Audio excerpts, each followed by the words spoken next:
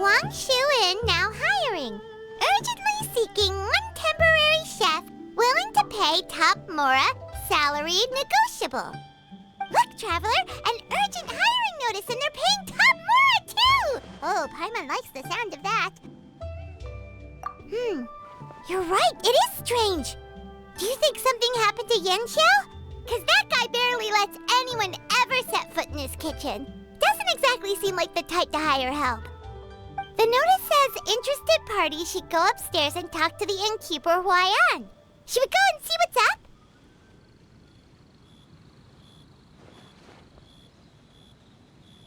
Yeah, and we can ask about the pay while we're at it.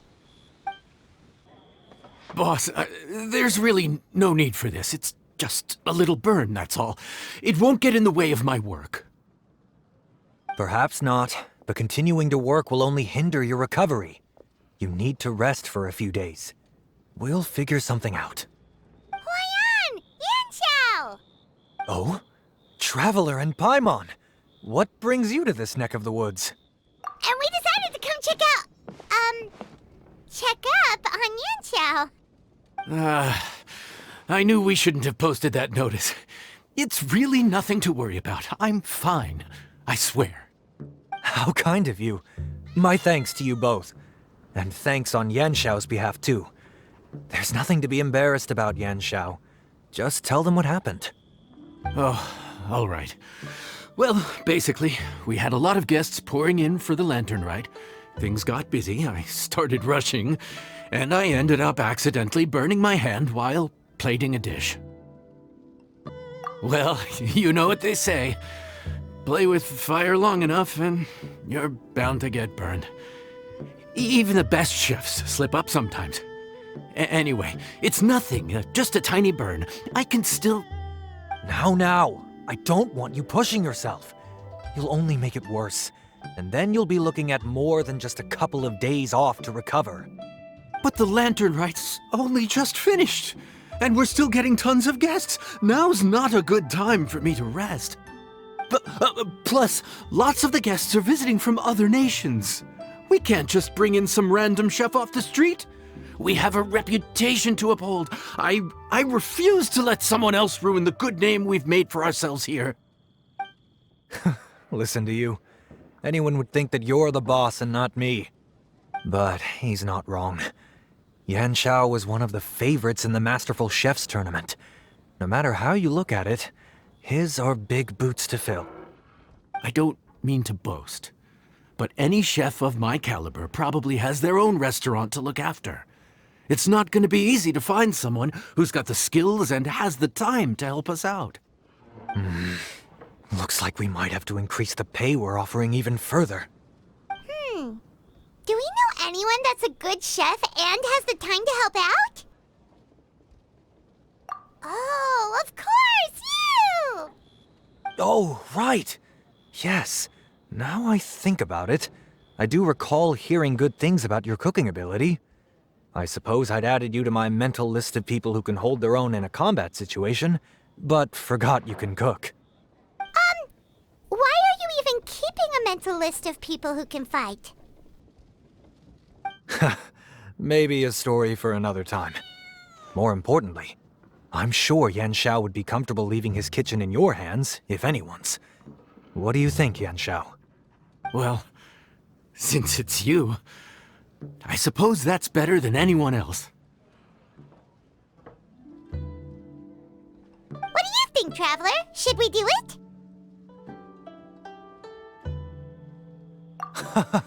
I did say that, didn't I? Well, I'm a man of my word. You'll be compensated generously for your work. I should warn you that cooking for customers is quite a different ballgame from cooking for yourself, so I'll stick around the kitchen over the next few days to help smooth things over. Oh, so he's not leaving the kitchen after all? I believe there's some spare kitchenware here at the inn. Boss, would you mind? Of course. I'll take care of it.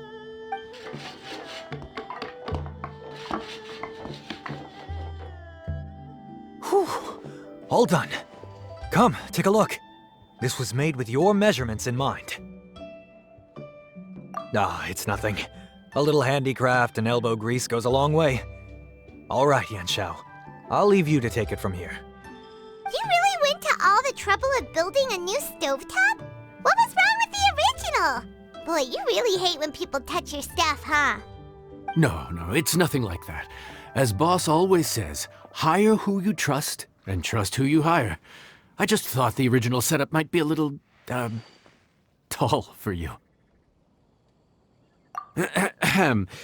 Anyway, as I was saying, cooking for guests is different from cooking for yourself. Not only do you have to execute on taste, aroma, and appearance, but you also need to ensure speed, precision, and consistency. Having the right equipment is a big part of that. Ill-suited equipment doesn't just make the job more tiring, it also slows you down. And paying customers don't have unlimited patience. Sometimes cooking is all about being well prepared. That's how you ensure speed. Okay, and what about precision and consistency? Precision all comes down to using your eyes. Where to slice into a particular cut of meat, how much oil to use, how to tell when a dish is done cooking. When you cook for yourself, you can always add salt if it's too bland or add water if it's too salty. You can tweak the taste as you go, but in a restaurant, there's not that much room for trial and error. Worst case scenario, Paimon can deal with any subpar dishes by making sure they get properly disposed of. The final thing you have to focus on is consistency.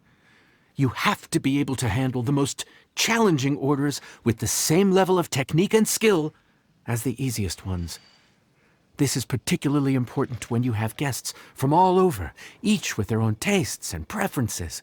You have to cater to their own dietary needs, while also giving them the opportunity to enjoy our local delicacies. This last point is making Paimon's head spin. Don't worry. Matter of fact, someone as well-traveled as you may even have a better handle on it than me once you get started. And of course, I'll be around to help you over the next few days. I don't think we'll have any trouble making all our guests feel right at home. There's no time to lose, so let's get started. I imagine you probably have a good handle on the cooking side of things already. What you need to pay attention to is remembering each table's order. Try not to get them mixed up. Oh, Paimon's memory is like a steel trap. This is gonna be a cinch.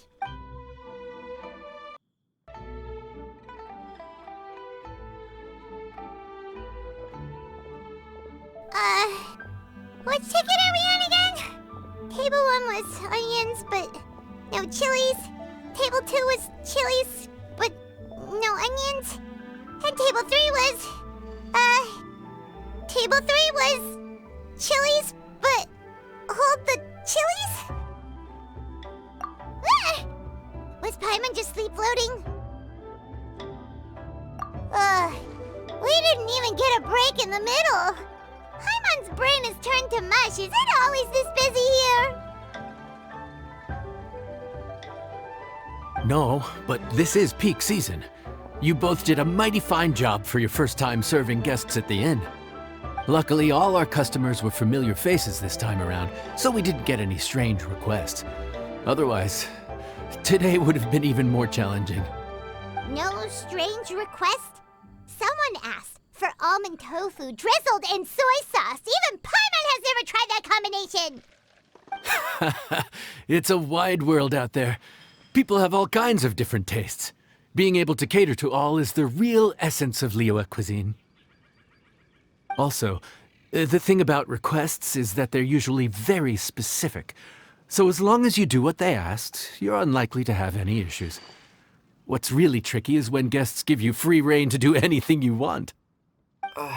Excuse me. Are you still open by any chance? Huh? Paimon knows that voice. Let's go check it out!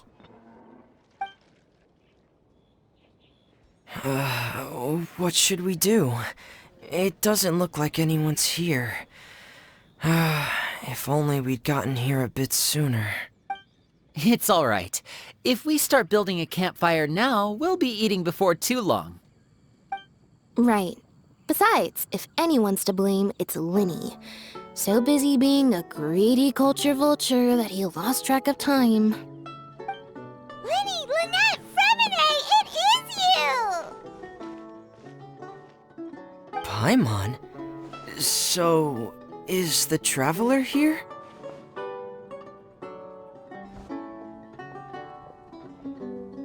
Traveler, Paimon! What a nice surprise! Paimon was gonna say the same thing! We're just lending a helping hand at the inn.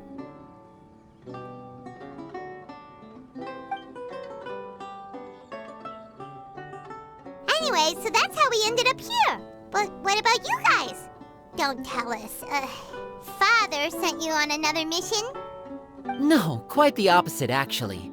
We're in Liyue on vacation, and while we're here, I thought a cultural tour might be in order. Father said we deserve some rest after everything that happened recently. Otherwise, it could jeopardize our next mission. It's not every day we get this kind of opportunity. Lyney thought it might be fun to spend some time in Liyue, especially since it's Lantern Rite season. We could hardly pass up the opportunity to watch a Liyue-style magic show. Although, I think they call it conjuring here. In our time here, we've seen conjuring tricks incorporated into a Liyue opera show, and even a wushu dance. It was amazing. So, we decided to stay here for a few more days to see what other forms of inspiration this land might have in store for us. We visited Granny Roshin in Chingsa village not long ago, and today we continued our cultural tour in the area around here. In the end, though, we lost track of time. We haven't even eaten anything yet.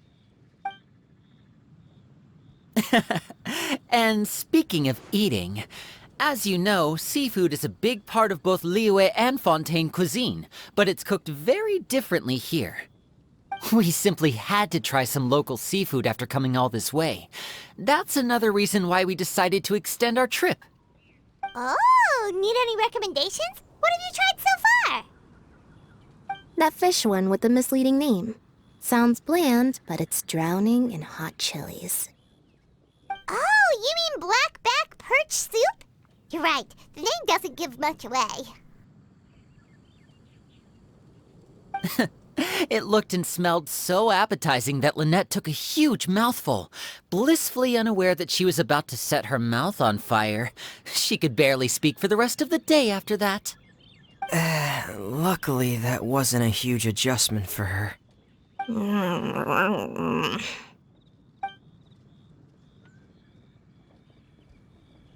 What?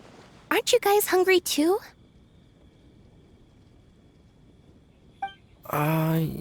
Yes, a little. Yes, I'm ready to eat.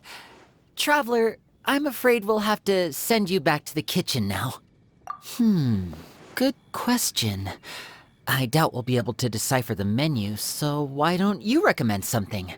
You should be pretty familiar with our tastes. One more thing. Please, if you have a heart, don't make it spicy. Fontaine, huh? No wonder they can't handle too much spice. Still, if we make the food too bland, they might as well be eating back home. There's this crab and shrimp stir-fry I know that could work. It's quite heavily seasoned, but it's a lot milder than it looks. It has a light but really satisfying flavor. Ooh, that sounds perfect! What's it called? Well, this is where it gets interesting. They call it the Palace Jewels. The crab roe is supposed to look like pearls of gold, and the shrimp meat like chunks of jade. Here's the recipe. When you're ready, go ahead and give it a try.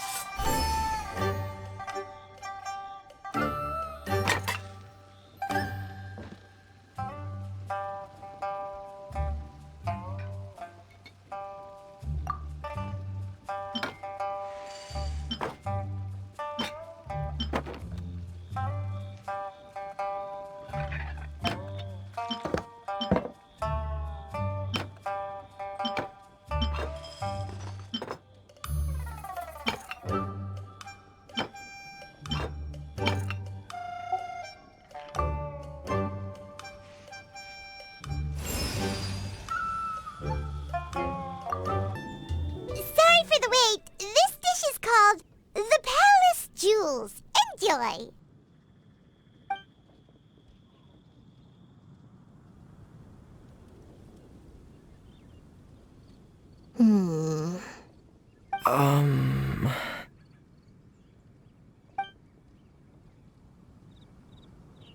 Ah, yes. We meant to say, you two must be tired after a long day of work. Do you want to eat with us? Oh, now that you mention it, Paimon is a little hungry. Well, if you insist, then who are we to refuse? Oh, right, of course. You're still our customers. Why aren't you eating? The sauce looks a little overpowering. According to Liyue custom, it's probably good table manners to let someone else go first.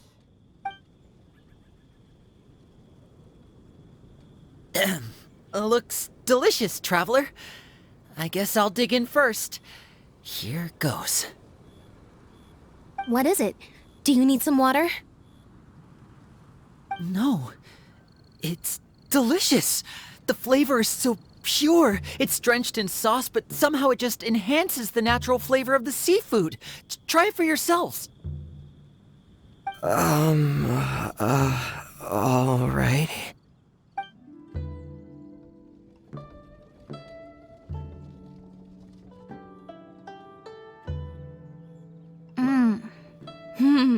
What is that?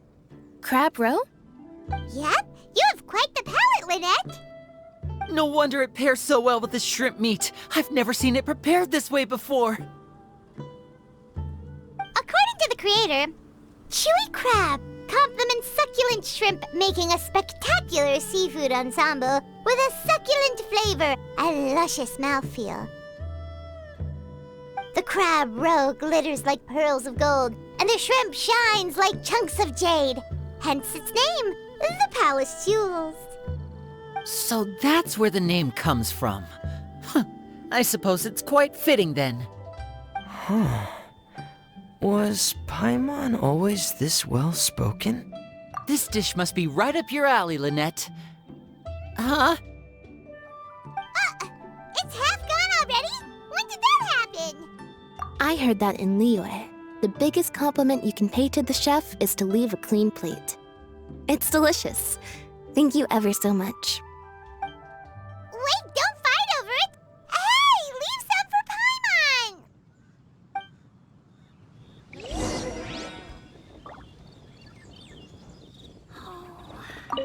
Paimon! I think I'm finally getting the hang of chopsticks. Yeah. Well, Lyney and Lynette picked it up in no time, but they're naturally dexterous. Unlike me, it's taken me a lot longer, but I'm slowly getting there. Speaking of chopsticks, in one of the shows we've seen here, someone performed a conjuring trick using a bowl and chopsticks. So, if I want to be a good magician's assistant, I need to keep practicing.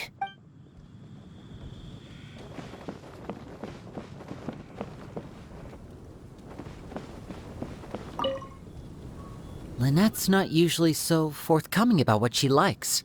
But this time, well, she's expressed it in more ways than one. I guess you've rubbed off on her too. Or maybe your cooking is simply too delicious to resist. The next time our paths cross in Fontaine, you'll have to fire up your cooking skills for my other siblings as well. How does that sound, oh great master chef? Oh yeah? Well then, I'll have to clear my schedule.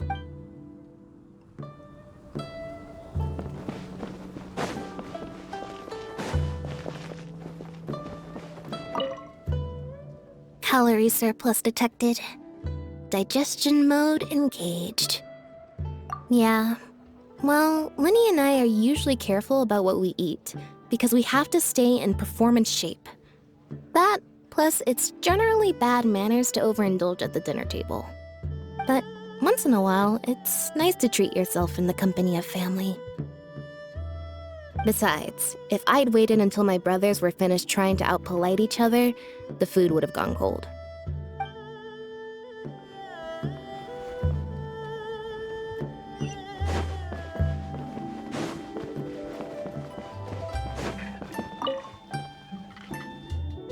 So your friends like the dish, huh? Well done. Not bad at all for your first day on the job. There'll be more to come, so keep it up.